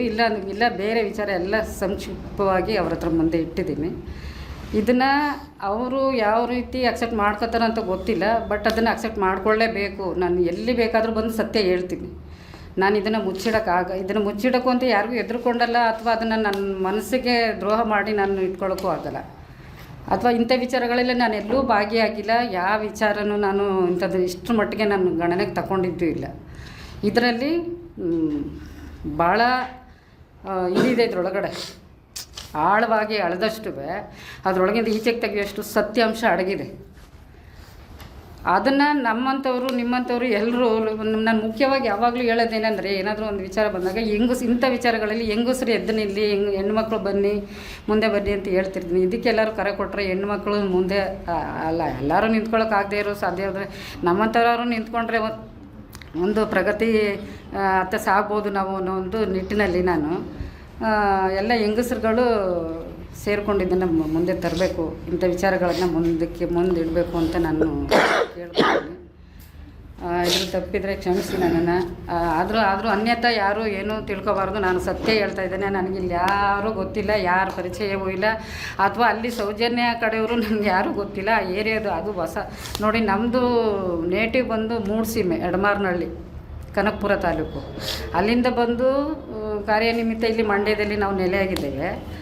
ಆದರೆ ನೆಲೆಯಾಗಿದ್ದರೂ ಕೂಡ ನಾವು ಯಾರು ರಾಜಕೀಯ ಪಕ್ಷದವ್ರ ಜೊತೆನೂ ಇಲ್ಲ, ಅಥವಾ ಇನ್ನೊಂದು ಹಣಾಸ್ತ್ರೋ ಅಥವಾ ಇನ್ನೊಬ್ಬರು ನಮ್ಗೆ ಸಪೋರ್ಟಿವ್ ಇಂಥವ್ರು ಯಾರೂ ನಮ್ಮ ಸಂಪರ್ಕ ಇಲ್ಲ. ನಾವಾಯಿತು, ನಮ್ಮ ಕೆಲಸ ಆಯಿತು, ನಮ್ಮದೇನಿದೆ ಅಷ್ಟೇ ನಾವು ನೋಡ್ಕೊಂಡಿರೋದು. ಬಟ್ ಇಲ್ಲಿ ಈ ಥರ ಒಂದು ದೈವ ಸನ್ನಿಧಿಗೆ ಅಂತ ಹೋಗ್ಬೇಕಾದ್ರೆ ಇಷ್ಟೆಲ್ಲ ಆಗಿರ್ಬೇಕಾದ್ರೆ, ಅದು ಇಷ್ಟು ವರ್ಷದ ಮೇಲೆ ನನಗೆ 12 ವರ್ಷದ ಮೇಲೆ ನನಗೆ ಅದೆಲ್ಲ ಮರುಕಳಿಸಿ ಬಂದಾಗ ಅದು ನನಗೆ ನನ್ನ ಮನಸ್ಸು ನಾಟ್ಕೊಂಡಾಗ ನನಗೆ ಇದನ್ನು ಬಹಿರಂಗಪಡಿಸ್ಬೇಕು ಅಂತ ನನ್ನ ಮನಸ್ಸಲ್ಲಿ ಬಂದಿದ್ದೆ. ಅದರಿಂದ ನಾನು ಮುಕ್ತವಾಗಿ ತಮ್ಮ ಹತ್ರ ಎಲ್ಲ ಮಾತಾಡಿದ್ದೀನಿ. ದಯಮಾಡಿ ಇದನ್ನೆಲ್ಲ ನೋಡಿ, ಇದು ಸತ್ಯವಾಗಿದೆ, ಇದ್ರ ಬಗ್ಗೆ ಒಂಚೂರು ಎಲ್ಲರೂ ಕಾಳಜಿ ವಹಿಸ್ಬೇಕು ಅಂತ ಕೇಳ್ಕೊತೀನಿ. ಮೇಡಮ್, ವಿಕಲ ಮತ್ತು ವ್ಯಕ್ತಿಗಳು ತಪ್ಪಿಸಿದ್ದ ಅಂತ ವ್ಯಕ್ತಿಗಳನ್ನ ಐಡೆಂಟಿಫೈ ಮಾಡ್ತೀರಾ? ಮಾಡ್ತೀನಿ ಸರ್. ಅದೇ ಇವಾಗ ಸ್ವಲ್ಪ ಏಜ್ ಆಗಿರುತ್ತೆ, ಬಟ್ ಅವರು ಅವನು ಬಂದು ಮುಖಚರ್ಯಗಳನ್ನ ಈಗಾಗಲೇ ಅವರು ಮಾಧ್ಯಮಗಳಲ್ಲಿ ಅಲ್ಲೆಲ್ಲ ನಡೆಯುವಾಗ ಮಾತಾಡಿರ್ತಕ್ಕಂಥದ್ದು ನೋಡಿದ್ರಿ ಅಂತ ಹೇಳ್ತಾರೆ. ಅದು ಸರ್ ಒಂದೇ ಸಾರಿ ನೋಡಿರೋದು ಅವ್ರನ್ನ ನಾನು. ಅದು ಇವಾಗ ಅವ್ರು ನೋಡಿರೋದು ಅಂದರೆ ಅವಾಗಿಂದಕ್ಕೂ ಇವಾಗಿಂದಕ್ಕೂ ಭಾಳ ಇದು ವ್ಯತ್ಯಾಸ ಇದೆ. ಇಲ್ಲ, ಭಾಷೆ ಒಂದೇ ಇದೆ, ಭಾಷೆ ವಾಯ್ಸ್ ಕರೆಕ್ಟಾಗಿದೆ. ಅದು ಸರಿ ಬಿಡಿ, ಬಿಕ್ಕಲ ಅಂದಮೇಲೆ ಗೊತ್ತಾಗುತ್ತೆ. ನಿಮಗೆ ಅದನ್ನ SIT ಅಧಿಕಾರಿಗಳಿಗೆ ಹೇಳಿದ್ದೀರಾ ಮೇಡಮ್? ಹಾಂ, ಹೌದು ಸರ್, ಹೇಳಿದ್ದೀನಿ. ಈ ಥರ ಬಿಕ್ಕಲಿಸ್ತಿದ್ದಂಥ ಮನುಷ್ಯನ ಐಡೆಂಟಿಫೈ ಮಾಡ್ತೀನಿ, ಹೇಳಿದ್ದೀನಿ. ಮಾತಾಡ್ತಿದ್ದನ್ನ ನಾನು ಕಂಡಿದ್ದೀನಿ. ಹೇಳಿದ್ದೀನಿ ಸರ್. ಅದು ಯಾಕೆಂದ್ರೆ ಅದು ಪ್ರಮುಖ ಸಾಕ್ಷಿ ಆಗುತ್ತೆ. ಹಾಂ, ಅವರು ಅದೇ ಹೇಳಿದ್ರು. SIT ಮೇಡಮ್ ಮಾತಾಡಿದ್ದು, ಅವರು ಅದೇ ಹೇಳಿದ್ರು. ಮೇಡಮ್, ಅದೇ ಅಜ್ಜಿ ಇದ್ದಾರೆ? ಇಲ್ಲ ಸರ್, ಅವ್ರು ಎಕ್ಸ್ಪೈರ್ಡ್ ಆದರು. ಒಂದು ಫೋಟೋ ಇದೆ ಅವ್ರ. ನಿಮ್ಮ ಧೈರ್ಯಕ್ಕೆ ನಿಜಕ್ಕೂ ನಾವು ಮೆಚ್ಚಬೇಕು. ಆಮೇಲೆ ನನ್ನ ಒಂದು ನಿಮ್ಮ ಕುಟುಂಬ ನಿಮಗೆ ಸಹಕಾರಿಯಾಗಿ ನಿಂತಿದ್ಯಾ? ಯಾಕಿಲ್ಲ ಹೇಳಕ್ಕೆ ಹೋಗ್ತೀಯಾ ಸರ್? ಇದು ನನ್ನ ಪರ್ಸ್ನಲ್ ವಿಚಾರನ ಎಲ್ಲರ ಮುಂದೆ ಹೇಳ್ಕೊಳ್ಳೋ ಅಗತ್ಯ ನನಗಿಲ್ಲ ಅನಿಸುತ್ತೆ. ಯಾಕಂದರೆ ನಾನು ನನ್ನ ಮನಸ್ಥೈರ್ಯವನ್ನು, ನನ್ನ ಆತ್ಮಸ್ಥೈರ್ಯವನ್ನು ಈಗಿಂದಲ್ಲ, ನಾನು ಸಣ್ಣ ಮಗುವಿಂದನೂ ರೂಢಿಸ್ಕೊಂಡಿದ್ದೀನಿ. ಯಾಕಂದರೆ ಅದು ಇವತ್ತು ನಾನು ಯಾರಿಂದನೂ ಒಂದು ಬೆರಳು ತೋರಿಸ್ಕೊಳ್ಳೋ ಮಟ್ಟದಲ್ಲಿ ಕೀಳ್ಮಟ್ಟದಲ್ಲೂ ನಡೆದಿಲ್ಲ. ಬಟ್ ನನ್ನ ಬೆನ್ನನ್ನು ನಾನೇ ತಟ್ಕೊಳ್ಳಲ್ಲ. ಬಟ್ ಭಗವಂತ ನನಗೆ ನಾನು ಸರಿಸಾಟಿ ಅಂತ ನಾನು ಅನ್ಕೋತೀನಿ. ನನ್ನ ಕುಟುಂಬದವರು ಅಂತ ನನ್ನನ್ನು ಆಕ್ಷೇಪ ಮಾಡೋರಾಗಲಿ, ಅಡ್ಡಿಪಡಿಸೋರಾಗಲಿ, ಇನ್ನೊಂದಾಗಲಿ, ಬಂಧು ಬಳಗ ತುಂಬ ಇದ್ದಾರೆ. ಬಟ್ ನಾನು ಅವರ ಒಂದು ಯಾವುದೇ ಇದರಲ್ಲೂ ನಾನು ಬೆಳೆದಿಲ್ಲ. ಮತ್ತು ನನಗಿಬ್ಬರು ಹೆಣ್ಮಕ್ಳಿದ್ದಾರೆ, ಅವ್ರಿಗೊಂದೆಲ್ಲ ಜವಾಬ್ದಾರಿ ಎಲ್ಲ ಮುಗಿಸ್ಕೊಂಡಿದ್ದೀನಿ ನಾನು. ಅಷ್ಟಾದಮೇಲೆ ಏನೋ ಕಷ್ಟ ಕಾರ್ಪಣ್ಯಗಳಿರುತ್ತೆ. ಇದೆಲ್ಲ ಹೇಳೋದು ಅಂತೇನು ರಿಸ್ಟ್ರಿಕ್ಷನ್ ಮಾಡಿಲ್ಲ ನಿಮಗೆ? ಇಲ್ಲ, ಯಾಕಂದರೆ ಅವ್ರಿಗಿಂತ ವಿಚಾರಗಳನ್ನೆಲ್ಲ ನಾನು ಹೇಳ್ಕೊಂಡು ಇಲ್ಲ. ಯಾಕಂದರೆ ಅವರು ಬೇರೆ ಫ್ಯಾಮಿಲಿಗೆ ಸೇರಿಕೊಂಡವರು. ಇನ್ನೊಂದು ನನ್ನನ್ನು ಆಕ್ಷೇಪ ಮಾಡೋಕ್ಕೋ, ಅವರು ನನ್ನ ಬಗ್ಗೆ ಏನೋ ಒಂದು ಕೀಳರಿಮೆಯಾಗಿ ಮಾತಾಡೋಕ್ಕೋ ಯಾರೂ ಇಲ್ಲ. ನನಗೊಂದು ತುಂಬ ಗೌರವ ಇದೆ ಎಲ್ಲ ಕಡೆನೂ. ಒಂದು ರಿಲೇಷನ್ಶಿಪ್ಪಲ್ಲೂ ಅಷ್ಟೇ, ಫ್ರೆಂಡ್ಶಿಪ್ಪಲ್ಲೂ ಅಷ್ಟೇ, ಎಲ್ಲ ಕಡೆನೂ ಒಂದು ಇದಿದೆ. ಬಟ್ ನಾನು ಇಂಥ ವಿಚಾರಗಳನ್ನು ಯಾರ ಹತ್ರನೂ ಹೇಳ್ಕೊಳ್ಳೋದು ಅಥವಾ ಅವರ ಒಂದು ಏನಾದ್ರು ಅನುಮತಿ ಪಡ್ಕೊಳ್ಳೋದು ಅಥವಾ ಇನ್ನೇನಾದ್ರು ಅವರ ಆಕ್ಷೇಪ ಏನಾದರೂ ಇದೆಯಾ, ಇಂಥದ್ದಕ್ಕೆಲ್ಲ ಯಾರು ಏನೂ ಇಲ್ಲ ಸರ್. ನನಗೆ ಈಗ ಅಜ್ಜಿ ಜೊತೆ ಬಂದಿದ್ರಲ್ಲ, ಅದನ್ನ ಶೂಟ್ ಮಾಡಿದೀವಿ 1 ವರ್ಷದ ಹಿಂದೆನೆ. ಆದ್ರೆ ಯಾರು ತನಿಖೆ ಕೈಗೆತ್ಕೊಳ್ಳದೆ ಇದ್ದಲ್ಲ. ಈಗ ತನಿಖೆ ಅಲ್ಲ ಸರ್, ಈಗ ನಿಮಗೆ 1 ವರ್ಷದ ಮುಂಚೆನೇ ಬಂದು ಹೇಳಿದ್ರೆ ಮೇಡಮ್, ಆದರೆ ನೀವು ಈಗ SIT ಕೊಟ್ರಿ ಅದನ್ನ. ಅಂದರೆ ಯಾರ ಮುಂದೆ ಪ್ರೆಸೆಂಟ್ ಮಾಡೋಕ್ಕೂ ಆಗಿಲ್ಲ. ಬಟ್ ನಿಮ್ಗೆ ಗೊತ್ತಿರಬೇಕು, ಸಣ್ಣ ತುಂಡನ್ನು ನಾವು ಬಿಟ್ಟಿದ್ವಿ. ಅಲ್ಲ, ನಾನು ಎಷ್ಟು ಕಷ್ಟಪಟ್ಟಿದ್ದೀನಿ ಅಂದರೆ ಇಲ್ಲಿ ಬರ್ಬೇಕಂದ್ರೆ ಇವ್ರು ಆ್ಯಡ್ ಕೊಟ್ಮೇಲೆ ನಾಡಿದ್ದೇ ಮುಗ್ದೋಗುತ್ತೆ, ಪ್ರೋಗ್ರಾಮ್ ಇದೆ, ನಾನು ಎಲ್ಲಿ ಹುಡ್ಕೊಂಡು ಹೋಗೋದು, ಏನು ಮಾಡೋದು ಅಂದರೆ ಆಮೇಲೆ ಇವರೊಂದು ನಂಬರ್ ಕೊಟ್ಟರೆ ಅದನ್ನು ನಾನು ಅಪರಿಚಿತಳು, ಯಾವ ರೀತಿ ಇವ್ರ ಹತ್ರ ಫೋನ್ ಕರೆ ಮೂಲಕ ಮಾತಾಡೋದು ಅಂತ ನಾನೆಲ್ಲನೂ ಯೋಚನೆ ಮಾಡ್ತೀನಿ. ಆವಾಗ ಏನೂ ಇಲ್ಲ, ಡೈರೆಕ್ಟಾಗಿ ಅವ್ರ ಹತ್ರ ಹೋಗಿ ವಿಚಾರ ಮುಟ್ಟಿಸ್ಬೇಕು, ಏನು ಮಾಡಬೇಕು ಅಂತ ತಿಳ್ಕೊಂಡು ಆ ಆ್ಯಡ್ ನೋಡಿದ ಮಾರನೆಗೇ ನಾನು ಇಡೀ ಮೈಸೂರಲ್ಲೆಲ್ಲ ಯಾರಿಗೂ ಒಡನಾಡಿ ಸಂಸ್ಥೆ ಅಂದರೆ ಕೆಲವ್ರಿಗೆ ಯಾರಿಗೂ ಗೊತ್ತೇ ಇಲ್ಲ ಸರ್ ಇದುವರೆಗೂ. ಆಮೇಲೆ ಬಂದ್ಬಿಟ್ಟು ನಮ್ಮ ಮಂಡ್ಯದಲ್ಲೇ ಒಬ್ಬರು ಹೇಳಿದ್ರು ನನಗೆ, ಏನಂದರೆ ಯಾವತ್ತೋ ನಿಮ್ಮ ಎಷ್ಟೋ ಒಂದು 25 ವರ್ಷದಿಂದ ನಿಮ್ಮ ಸಂಸ್ಥೆಗೆ ಬಂದಿದ್ರಂತೆ, ಈ ಥರ ಊಟಗಳ್ಳಿ ಅಂತ ಹೋಗಿ ಅಲ್ಲಿಗೆ ಅಂತ ಹೇಳ್ಬಿಟ್ಟು. ಆಮೇಲೆ ನಾನು ಅಲ್ಲಿ ಬಂದು ಊಟಗಳ್ಳಿ ಅಂದರೆ ಎಲ್ಲಿ ಹೇಳ್ಕೊಬೇಕು ಏನು ಅಂತಲೂ ಗೊತ್ತಿಲ್ಲ, ಎಲ್ಲೆಲ್ಲೋ ಹೇಳ್ಕೊಬಿಟ್ಟಿದ್ದೆ ಸ್ಟಾಪಲ್ಲಿ. ಆಮೇಲೆ ಅಲ್ಲಿಂದ ಎಲ್ಲ ಕೇಳ್ಕೊಂಡು ಬಂದಾಗ ನಿಮ್ಮ ಮುಂದಿನ ಲೈನ್ ಒಂದು ಕ್ರಾಸ್ ಇದೆಯಲ್ಲ, ಅಲ್ಲಿಗೆ ಹೊರಟೋಗಿದ್ದೆ. ಅವ್ರು ಹೇಳಿದ್ರು ಹಿಂದೆಗಡೆ ಲೈನಲ್ಲಿದ್ದೆ ಹೋಗಿ ಅಂತ. ಆವಾಗ ಬೆಳಗ್ಗೆ ಹೊರಟವಳು, ನಾನು 8 ಗಂಟೆಗೆ ಮನೆ ಬಿಟ್ಟವಳು. ಈ ಸರ್ನ ಭೇಟಿ ಮಾಡೋಕ್ಕೆ ಒಂದು 3-4 ಗಂಟೆನೂ ಆಗಿತ್ತು ಅನಿಸುತ್ತೆ.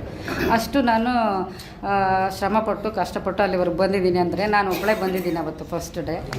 ಬಟ್ ನನಗೆ ಭಾಳ ಮುಖ್ಯ ಆಗುತ್ತೆ ಅವ್ರು ಹೇಳೋದು, ಈ ಮಾತು ಭಾಳ ಮುಖ್ಯ ಆಗುತ್ತೆ. ಹುಡುಕೊಂಡು ಬಂದಿದ್ದೀನಿ ಒಡನಾಡಿ ಸಂಸ್ಥಾನ ಅನ್ನೋದು ಭಾಳ ಮುಖ್ಯ ಆಗುತ್ತೆ. ಯಾಕೆಂದರೆ ಆರೋಪಗಳು ಎಲ್ಲನೇ ಹಿಡ್ಕೊಬಂದ್ಬಿಟ್ಟು ಅವ್ರು ಏನಾದರೂ ಬಂದ್ಬಿಡ್ತಾವಲ್ಲ, ಅಲ್ಲ ಮೇಡಮ್, ಇವಾಗ ಅವತ್ತು ಛತ್ರಿ ಹಿಡ್ಕೊಂಡು ಹೋಗಿ ಹುಡುಗಿ ನೋಡಿದ್ರಲ್ಲ, ಇವತ್ತು ಬೇರೆ ಕಡೆ ಫೋಟೋ ಎಲ್ಲ ಓಡಾಡ್ತಿತ್ತಲ್ಲ, ನಿಮ್ಗೆ ಸ್ಪಷ್ಟನೇನಾ ಅದೇ ಹುಡುಗಿ? ಸ್ಪಷ್ಟತೆ ಯಾಕಂದರೆ ಅದು ಅದೇ ಹುಡುಗಿ ಅಂದರೆ ಅವಳು ಸೇಮ್ ನನ್ನ ತಂದೆ ತಂಗಿನ ಮಗಳು ಜ್ಯೋತಿ ಅಂತ ಇದ್ದಾಳೆ. ಸೇಮ್ ಹುಡುಗಿ ಅದೇ ಥರ ಇದ್ದಾಳೆ. ಬೇಕಾದ್ರೆ ನಮ್ದೊಂದು ಫೋಟೋನು ಬೇಕಾದ್ರೆ ಅದು ಅಂದರೆ ನಾನು ಇವಾಗ ದೂರ ಊರಿರೋದು, ಅದು ಅವಳು ತೀರ್ಕೊಂಬಿಟ್ಲು. ಅವಳು ತೀರ್ಕೊಂಡು ಒಂದು 7-8 ವರ್ಷ ಆಯಿತು. ಸೇಮ್ ಫೇಸ್ ಕಟ್ಟು ಎಲ್ಲ. ಅವಳು ಹೋಗ್ತಾ ಛತ್ರಿ ಹಿಡ್ಕೊಂಡು ಓಡುವಾಗ ಅವಳು ಈ ಕಡೆ ನನ್ನ ಕಡೆ ಫೇಸ್ ಮಾಡಿದ್ಲು, ಅವಳು ಆ ಕಡೆ ಈ ಕಡೆ ನೋಡ್ಕೊಂಡು ಹೋಗ್ತಿದ್ದಲ್ಲ, ನಾನು ಅವಳ ಕಡೆ ನೋಡಿದೆ. ಇಲ್ಲಿ ನಮ್ಮ ಜ್ಯೋತಿ ಥರ ಇದ್ದಾಳಲ್ವ ಕೆಂಚಮ್ಮ ಇವಳು, ಪಾಪ ನಮ್ಮ ಜ್ಯೋತಿ ಸತ್ತ ಅಂತ ಅವ್ರಿಗೆ ತೋರಿಸ್ದೆ ನಾನು. SIT ಸೌಜನ್ಯ ಕೇಸನ್ನ ಬಿಟ್ಟು ನೋಡುತ್ತೆ ಅಂತ ಇರೋದು. ಸೊ ಅವರು ಈಗ ಈ ನೋಡ್ತಾರೆ ಯಾವುದೇ ಒಂದು ಪ್ರಕರಣವನ್ನ. ಈಗ ಡೆತ್ ಎಲ್ಲ ಬಂದಿದೆಯಲ್ಲ, ಈಗ ಒಂದು 6 ಸಿಕ್ಕಿದೆ ಅನ್ನೋದು ಆದ್ರೆ ಅದು ಗೊತ್ತಿಲ್ಲ ನಮ್ಗೆ. ಅಲ್ಲಿಯ ಪೊಲೀಸರು ಇದು ಹಿಂಬಾಗಿಲಿನ ಮೂಲಕವಾಗಿ ಕನೆಕ್ಟಿವಿಟಿ ಈಗ ಸರ್ ನಾನು ಈಗ ನಾವು ಪ್ರೆಸೆಂಟ್ ಮಾಡಬೇಕಾದ್ರೂ ಕೂಡ ಎಷ್ಟೇ ಇಮೋಷ್ನಲ್ ವಿಷಯ ಆದರೂ ಕೂಡ ಲೀಗಲ್ ಆಗಿ, ತಾಂತ್ರಿಕ ಇದು ಟೆಕ್ನಿಕಲ್ ಆಗಿ ಪ್ರೆಸೆಂಟ್ ಮಾಡೋದು. ಈಗ ಇವರು ನೋಡಿದ್ದು ಸೌಜನ್ಯವೇ ಆಗಬೇಕು ಅಂತ ಏನೂ ಇಲ್ಲ. ಆ ದಿವಸ ಅವರು ಸೌಜನ್ಯ ಅಂದರೆ ಯಾರು ಅಂತ ಗೊತ್ತಿಲ್ಲ ನನಗೆ. ಒಂದು. ಎರಡನೇದು ಅವ್ರು ನೋಡಿದ್ದು ಒಂದು ಹುಡುಗಿಯನ್ನ ಅಪಹರಣ ಮಾಡ್ಕೊಂಡು ಹೋಗ್ತಿದ್ದಂಥ ದೃಶ್ಯವನ್ನಷ್ಟೇ. ಅದೇ ದಿನ ಅದೇ ಸ್ಪಾಟಲ್ಲಿ. ಒಂದು ನಿಮಿಷ.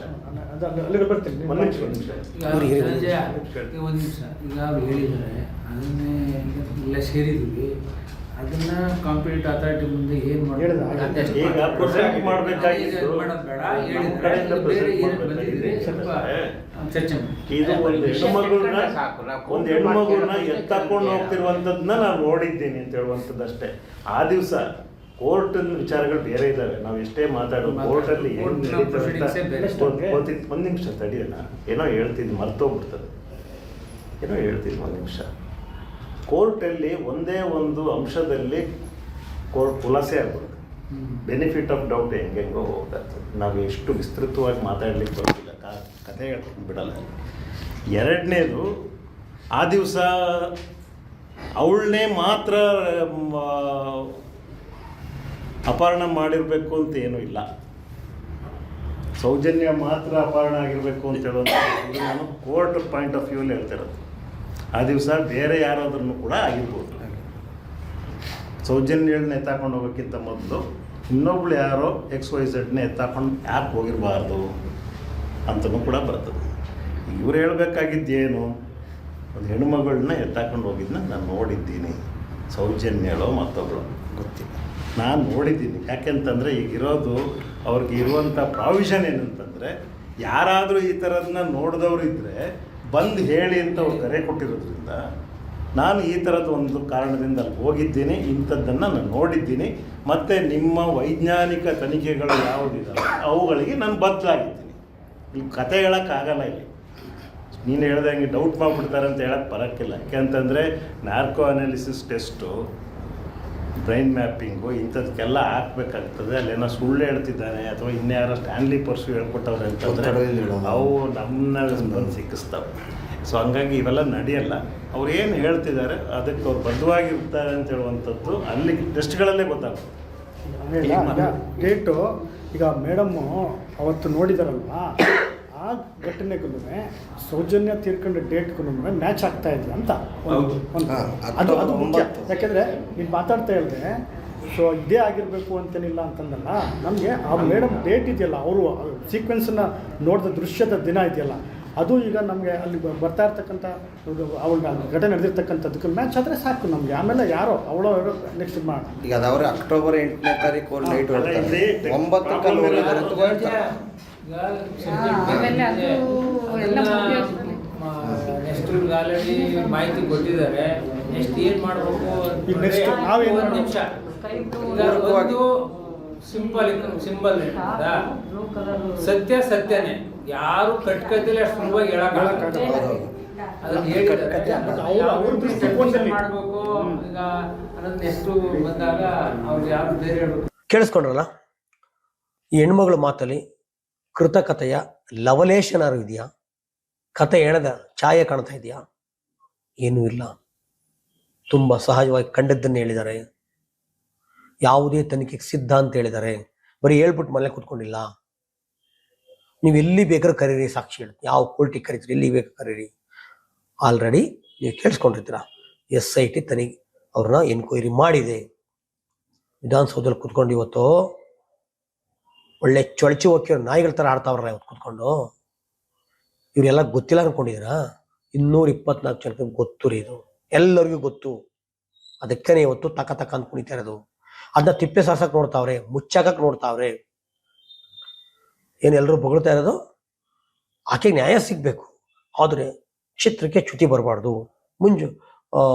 ನಮ್ಮ ಹಿಂದೂ ಶ್ರದ್ಧಾಚಂದ್ರಕ್ಕೆ ಅಪಮಾನ ಆಗಬಾರ್ದು. ಮುಂಡ ಮೋಚಿತು ನಿಮಗೆ ಮಾತ್ರ ಇರೋದು ಭಾವನೆಗಳು, ಬೇರೆ ಅವನಿಗೂ ಇಲ್ವಾ? ಇಲ್ಲಿ ಯಾವನ್ರಿ ಮಂಜುನಾಥಂಗೂ ಅಣ್ಣಪ್ಪಂಗೂ ಅವಮಾನ ಮಾಡ್ತಾವನೆ? ನೀವು ಹೇಳ್ತಾ ಇರೋದು ನಡೆದಾಡುವ ಮಂಜುನಾಥನ ಬಗ್ಗೆ ಹೇಳ್ತಾ ಇದ್ದೀರಾ. ಆದರೆ ರಾಜಕಾರಣಿಗಳು ಮಾತಾಡಬೇಕಾಗಿರೋದು ಕಾಯ್ದೆ ಬಗ್ಗೆ. ಧಾರ್ಮಿಕ ದತ್ತಿ ಇಲಾಖೆ ಕಾಯ್ದೆ ಏನು ಹೇಳುತ್ತೆ ಅದ್ರ ಬಗ್ಗೆ ಯಾರಾದರೂ ತುಟಿಕ್ ಬಿಡ್ತಾವ್ರ? ತುಟಿಕ್ ಪಿಟಿಕ್ ಅಂತ ಎಲ್ಲ ಮಾತಾಡ್ತಾ ಇಲ್ಲ. ಅದ್ರ ಬಗ್ಗೆ ನೀವು ಮಾತಾಡಬೇಕು. ನೀವು MLAಗಳಾಗಿ ಮಿನಿಸ್ಟರ್ಗಳಾಗಿ ಓದ್ ತೊಗೊಂಡಿದ್ರಾ? ನೀವು ಪ್ರಮಾಣ ವಚನ ತೊಗೊಂಡಿದ್ರಾ? ಈ ನೆಲದ ಕಾನೂನಿಗೆ ಬದುಕ್ತೀನಿ ಅಂತ ನೀವೇ ಮಾಡಿರೋ ಕಾನೂನು ಅಲ್ವೇನ್ರಿ? ಧಾರ್ಮಿಕ ಇಲಾಖೆ ಕಾನೂನು ಏನು ಹೇಳುತ್ತೆ? ಇದು ಒಳಪಡಲ್ವಾ? ಅದ್ರ ಬಗ್ಗೆ ಚರ್ಚೆ ಮಾಡಿ. ಒಬ್ರು ಮಾಡ್ತಾ ಇಲ್ಲ. ನಿಜವಾಗ್ಲೂ ಅನ್ಯಾಯ ಆಗಿರೋದಿಲ್ಲಿ ಮಂಜುನಾಥನಿಗೆ, ಅಣ್ಣಪ್ಪನಿಗೆ. ಯಾರಿಂದ ಆಗಿರೋದು? ನಿಮ್ಗಳಿಂದ ಆಗಿರೋದು. ಆತನಿಗೆ ಒಂದು ಕಿಲಿಪ್ ಕಾಸು ಬಿಟ್ಟಿಲ್ಲ. ಅವನ ಹೆಸರಲ್ಲಿ ಏನಿದೆ? ಅಣ್ಣಮ್ಮ ಇವತ್ತು ಮಂಜುನಾಥನ ಹೆಸರಲ್ಲಿ ಒಂದು ಅಂಬಡಿ ಕಾಸಿಲ್ಲ, ಒಂದು ಕುಂಟೆ ಜಮೀನಿಲ್ಲ, ಒಂದು ಗ್ರಾಮ್ ಚಿನ್ನ ಇಲ್ಲ. ಎಲ್ಲ ಕಿತ್ತಿಟ್ಕೊಂಡಿದ್ದೀರಾ, ನಿಮ್ಮ ಹೆಸರು ಮಾಡ್ಕೊಂಡಿದ್ದೀರಾ, ಬಿಕಾರಿ ಮಾಡಿದ್ದೀರಾ, ಮೋಸ ಮಾಡಿದ್ದಾರೆ. ಅವ್ರ ಬಗ್ಗೆ ಮಾತಾಡ್ತಾ ಇರೋದಿಲ್ಲಿ. ನೀವು ಧಾರ್ಮಿಕ ದತ್ತಿ ಇಲಾಖೆ ಕಾನೂನು ಏನು ಹೇಳುತ್ತೆ ಅದ್ರ ಬಗ್ಗೆ ಮಾತಾಡಿ. ಅದೊಂದು ಬೇರೆನೇ ಮಾತಾಡಕ್ಕೆ ಹೋಗ್ಬೇಡಿ. ಅದೆಲ್ಲ ಮಾತಾಡ್ಬೇಕಾಗಿರೋದು ನೀವು. ಇದ್ರ ಬಗ್ಗೆ ಮಾತ್ರ ಮಾತಾಡಬೇಕು. ದಯವಿಟ್ಟು ಜನ ಎಚ್ಚೆತ್ಕೋಬೇಕು. ಬೀದಿಲಿ ಪ್ರಶ್ನೆ ಮಾಡ್ಬೇಕು, ಇವ್ರನ್ನ ಶಿಕ್ಷಿತ ಮಾತಾಡಿಸ್ಬೇಕು, ಕೇಳಬೇಕು, ಇದ್ರ ಬಗ್ಗೆ ಮಾತಾಡಪ್ಪ ಅನ್ಬೇಕು. ಇಲ್ಲಿ ಯಾರು ಅವಮಾನ ಮಾಡಿದ್ದಾರೆ? ಯಾರನ್ನೋ ಬಚಾಯಿಸೋಕ್ಕೋಸ್ಕರ ಇವತ್ತು ಪಕ್ಷಾತೀತವಾಗಿ ಎಲ್ಲರೂ ನಿಂತಿದ್ದೀರ. ನಾಚಿಕೆಟ್ಟವರು. ಜನ ಬೀದಿಗಿಳಿದು ಇವ್ರನ್ನ ಸಿಕ್ಕಿ ರೀತಿಯಲ್ಲಿ ಎಲ್ಲ ಕಡೆ ದೊಡ್ಡ ಮಟ್ಟದಲ್ಲಿ ಪ್ರಶ್ನೆ ಮಾಡೋದನ್ನ ನಾವು ಕಲಿಬೇಕು. ಇಲ್ಲಾಂದ್ರೆ ಆಗಲ್ಲ. ಇಲ್ಲಾಂದ್ರೆ ಇವರು ಆಡಿದ್ದೇ ಆಟ. ಇವರು ಇಡೀ ರಾಜ್ಯವನ್ನ ಅರಿದು ಮುಕ್ತಾ ಇದ್ದಾರೆ ಪಕ್ಷಾತೀತವಾಗಿ. ಹೇಳಿದ್ನಲ್ಲ, ನಿನಗೆ ನಾನಾಗ್ತೀನಿ, ನನಗೆ ನೀನಾಗು. ಈ ರೀತಿಯಲ್ಲಿ ಇಡೀ ರಾಜ್ಯವನ್ನ ಮುಕ್ತಾ ಇದ್ದಾರೆ. ಜನಸಾಮಾನ್ಯ ಮಾತ್ರ ಇವತ್ತು ಬಾಧೆ ಪಡ್ತಾವ್ರೆ, ಸಾಯ್ತಾವ್ರೆ. ಹಂಗಾಗ್ಬಾರ್ದು. ಅಂದ್ರೆ ಜನ ಬೀದಿಲಿ ನಿಂತ್ಕೊಂಡು ಅಥವಾ ಇವ್ರು ಎಲ್ಲೆಲ್ಲಿ ಸಿಗ್ತಾರೆ ಅಲ್ಲೆಲ್ಲ ಪ್ರಶ್ನೆ ಮಾಡೋದನ್ನ ಕಲಿಬೇಕು ಮತ್ತು ನಾವು ಅದು ರೂಢಿಸ್ಕೋಬೇಕು. ಇವತ್ತು ಸೌಜನ್ಯ ಪ್ರಕರಣಕ್ಕೆ ಒಂದು ಕಿಂಡಿ, ಬೆಳಕಿನ ಕಿಂಡಿ ಸಿಕ್ಕಿದೆ. ಆ ಕಿಂಡಿ ಮುಖಾಂತರ ಆಕೆ ನ್ಯಾಯ ಕೊಡಿಸ್ಬೇಕು. ಆಕೆಯ ಮುಖಾಂತರ ಇನ್ನೆಷ್ಟು ಅತೃಪ್ತ ಆತ್ಮಗಳಿದಾವೆ, ಎಲ್ಲವಕ್ಕೂ ಸಹ ನ್ಯಾಯ ಸಿಗಬೇಕು ಅಂತ ಹೇಳ್ತಾ ನಾನು ಮಾತು ಮುಗಿಸ್ತೀನಿ. ನಮಸ್ಕಾರ. ಸುದ್ದಿ 18 ಸದಾ ನಿಮ್ಮೊಂದಿಗೆ.